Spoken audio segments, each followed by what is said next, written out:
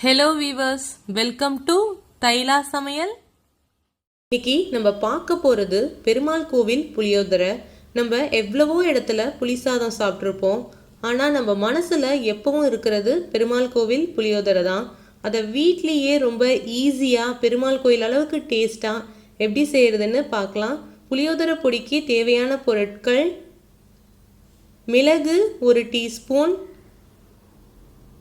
மல்லி 1 ஸ்பூன், பெருங்காயம் 5 கிராம், கடலைப்பருப்பு 2 டீஸ்பூன், துவரம்பருப்பு 1 டீஸ்பூன், கருப்பு எள்ளு 1½ ஸ்பூன், ஜீரகம் 1 டீஸ்பூன், வெந்தயம் 1 டீஸ்பூன், காய்ந்த சிவப்பு மிளகாய் 5, கருவேப்பிள்ளை தேவைக்கேற்ப.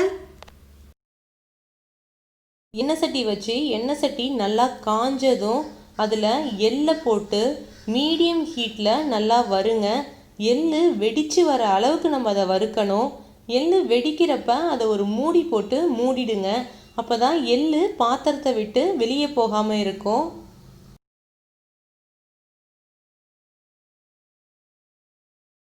எள்ளு நல்லா வெடித்து வந்துருச்சு. இப்போ நம்ம இதை எடுத்துட்டு கடலைப்பருப்பையும் துவரம்பருப்பையும் போட்டு நல்லா வறுங்க. பாதி வறுபட்டதும் கருவேப்பிள்ளையை சேர்த்து அதையும் நல்லா வறுங்க. கருவேப்பிள்ளை மொறுமொறுன்னு ஆகிற அளவுக்கு வறுக்கணும்.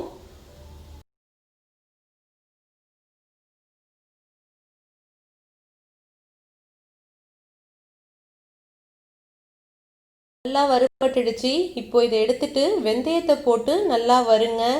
வெந்தயம் நல்லா வறுபட்டதும் மல்லி, மிளகு, சீரகம் சேர்த்து அதையும் நல்லா வறுங்க. நம்ம எல்லாமே நல்லா வறுபடணுங்கிறதுக்காக தான் இந்த மாதிரி தனித்தனியாக போட்டு வறுத்துட்ருக்கோம்.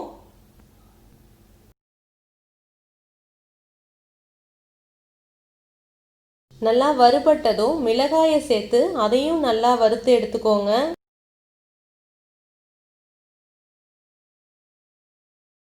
மிளகாவும் நல்லா வறுபட்டுடுச்சு. இப்போ நம்ம இது எல்லாத்தையும் எடுத்துட்டு கொஞ்சமாக எண்ணெய் வச்சு பெருங்காயத்தை பொரிச்சு எடுங்க. நம்ம வறுக்கிற எதையுமே செவர விட்டுறாதீங்க, அப்புறம் பொடி ரொம்ப கருத்து போயிடும்.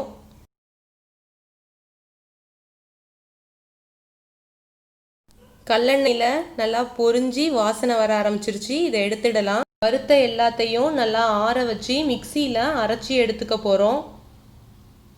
இந்த அளவுக்கு நைஸாக அரைச்சி எடுத்துக்கோங்க. ரொம்ப திப்பி திப்பியாக அரைச்சி எடுத்துட வேணாம். இந்த அளவுக்கு இருந்தால் போதும்.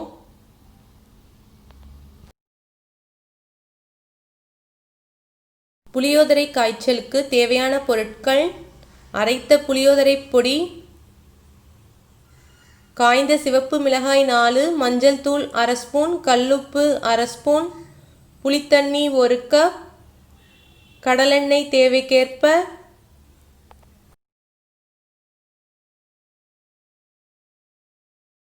சட்டி வச்சு தேவையான அளவு கல்லெண்ணெய் ஊற்றிக்கோங்க.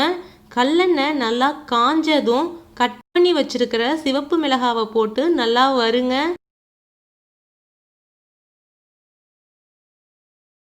சிவப்பு மிளகாய் நல்லா வறுபட்டதும் அதில் ஒரு பிடி கருவேப்பிள்ளையை சேருங்க. கருவேப்பிள்ளை நல்லா பொரிஞ்சதும் அதில் 1 கப் புளித்தண்ணியை சேருங்க. புளித்தண்ணியில் புளிப்பு நல்லா இருக்கலாம். அதில் மஞ்சத்தூள், உப்பு சேர்த்து நல்லா மிக்ஸ் பண்ணிடுங்க.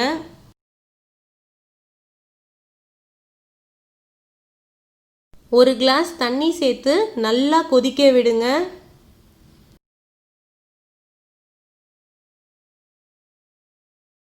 நல்லா கொதிக்க ஆரம்பிச்சிருச்சு. நம்ம வச்ச தண்ணி பாதியாக ஆகிற அளவுக்கு கொதிக்கணும். அப்படி கொதித்ததும் அதில் அரைச்சி வச்சிருக்கிற புளியோதரை பொடியை சேர்த்து நல்லா மிக்ஸ் பண்ணுங்க.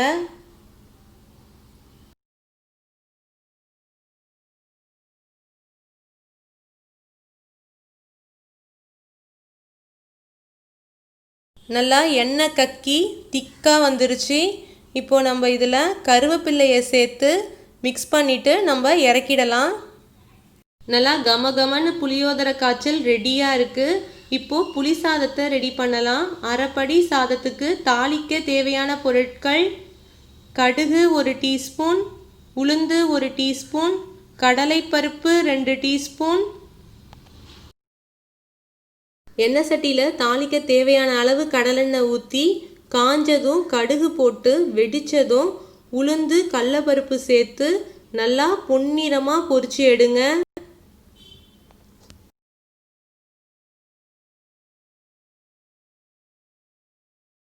நல்லா பொன்னிறமாக ஆயிடுச்சு. இப்போ நம்ம இதை எடுத்துடலாம்.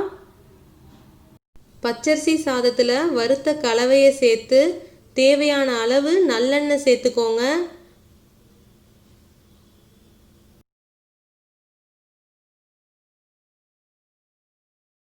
ரெண்டு கரண்டி புளி தண்ணியை சேர்த்து சாதம் உடையாமல் ஃபுல்லாக பரவுற அளவுக்கு மிக்ஸ் பண்ணிக்கோங்க. தேவைப்பட்டால் உப்பு சேர்த்துக்கோங்க.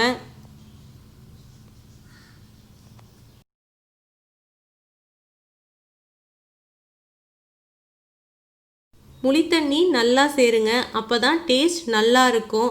மிச்சம் இருக்கிற புளித்தண்ணியை நீங்கள் 1 மாதம் வரைக்கும் ஃப்ரிட்ஜில் வச்சு யூஸ் பண்ணலாம். நீங்கள் எப்போ யூஸ் பண்ண போகிறீங்களோ அப்போ புளித்தண்ணியை கொஞ்சம் சூடுபடுத்திக்கோங்க. கடுகு, உளுத்தம்பருப்பு, கடலப்பருப்பு தாளித்து கொட்டிக்கோங்க. அப்பப்போ தாளித்து கொட்டினாதான் அதோட டேஸ்ட் இன்னும் நல்லாயிருக்கும். நம்ம புளித்தண்ணி காய்ச்சறப்பவே கூட அதை சேர்த்து தாளிக்கலாம். ஆனால் அதுலேயே ஊறி போகிறதுனால அந்தளவுக்கு ஃப்ளேவர் கொடுக்காது. இந்த மாதிரி நீங்கள் அப்பப்போ தாளிச்சிங்கன்னா டேஸ்ட் ரொம்பவே நல்லாயிருக்கும். நல்லா கம கமன்னு பெருமாள் கோவில் புளியோதரை ரெடியாக இருக்குது. புளியோதரை பிடிக்காதவங்க கூட நீங்கள் இப்படி செஞ்சீங்கன்னா விரும்பி சாப்பிடுவாங்க. இதை வெறுசாக சாப்பிட்டாலே ரொம்ப டேஸ்ட்டாக இருக்கும். வத்தல், தேங்காய் துவையலோடு சேர்த்து சாப்பிட்டா சொல்லவே தேவையில்லை, அந்த அளவுக்கு டேஸ்ட்டாக இருக்கும். கண்டிப்பாக ட்ரை பண்ணி பாருங்கள். எப்படி இருந்ததுன்னு கமெண்ட் பண்ணுங்கள். உங்களுக்கு இந்த வீடியோ பிடிச்சிருந்தா கண்டிப்பாக லைக் அண்ட் ஷேர் பண்ணுங்கள். மறக்காமல் சேனலை சப்ஸ்கிரைப் பண்ணிவிடுங்க. தேங்க்ஸ் சொல்கிறதுக்கு முன்னாடி உங்களுக்கு ஒரு ஹெல்த் டிப்ஸ் இருக்குது, மிஸ் பண்ணிடாமல் பாருங்கள். உங்களுக்கு இரும்பல் தொல்லை ரொம்ப அதிகமாக இருக்கா? கவலையே வேண்டாங்க. ஜீரக கஷாயத்தை 4 வேளை குடித்தா இருமல் காணாமல் போயிடும். 3 ஸ்பூன் ஜீரகத்தை நல்லா டார்க்காக வர அளவுக்கு வறுத்துட்டு அதில் 2 ஸ்பூன் ஜீனியை சேர்த்து அதையும் நல்லா வறுங்க. அது வறுபட்டதும் 2 கிளாஸ் தண்ணி ஊற்றி அது 3/4 கிளாஸ் ஆகிற வரை நல்லா கொதித்ததும் வடிகட்டி 3 நாளைக்கு ஒரு தடவை குடிங்க.